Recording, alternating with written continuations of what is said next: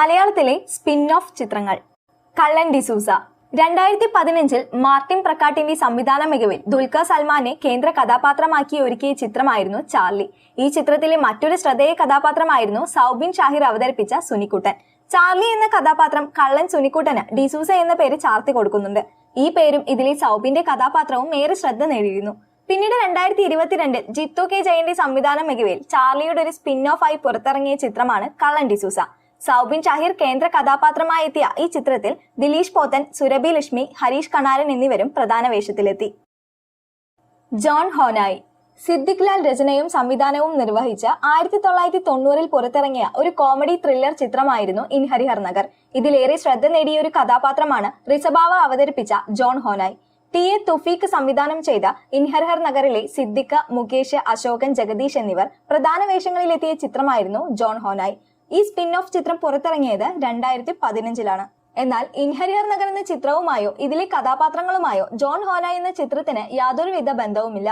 ചിത്രത്തിൽ John Honai എന്ന കഥാപാത്രമായി എത്തുന്നത് നടൻ സിദ്ദിഖാണ്. In Harihar Nagar series poster ഇട്ടുകൊണ്ട് ഇറക്കാൻ ശ്രമിച്ചുവെങ്കിലും ഈ ചിത്രം ഇറങ്ങിയത് പോലും പലരും അറിഞ്ഞിട്ടില്ല. ചിറകൊടിഞ്ഞ കിനാവുകൾ.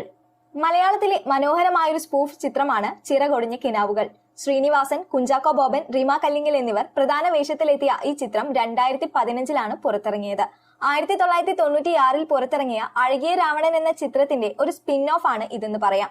ഈ ചിത്രത്തിലെ കഥാപാത്രങ്ങളെ ഏറ്റെടുത്തതുപോലെ മലയാളി പ്രേക്ഷകർ ഏറ്റെടുത്ത ഒന്നായിരുന്നു ഇതിലെ അംബുജാക്ഷന്റെ നോവലായ ചിറകൊടിഞ്ഞ കിനാവുകൾ. 2015 ഈ സ്പൂഫ് ചിത്രം പുറത്തിറങ്ങിയത് ചിറകൊടിഞ്ഞ കിനാവുകൾ എന്ന നോവലിനെ ആസ്പദമാക്കിയാണ്. മിസ്റ്റർ പവനായി 99.99. 1987 പുറത്തിറങ്ങിയ സത്യനന്ദിക്കാട് ചിത്രം നാടോടിക്കാറ്റിലൂടെ മലയാളി പ്രേക്ഷകർ ഏറ്റെടുത്തൊരു പേരാണ് പവനായി.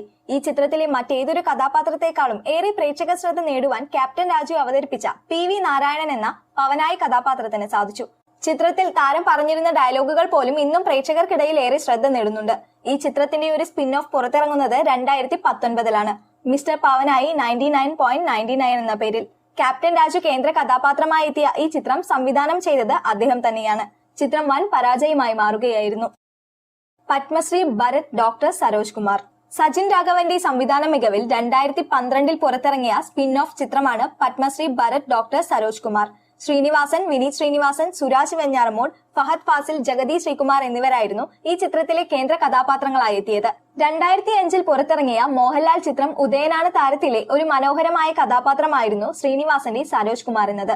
ഉദയനാണ് താരം എന്ന ചിത്രത്തിന്റെ സ്പിൻ ഓഫ് ആണ് പത്മശ്രീ ഭരത് ഡോക്ടർ സരോജ് കുമാർ.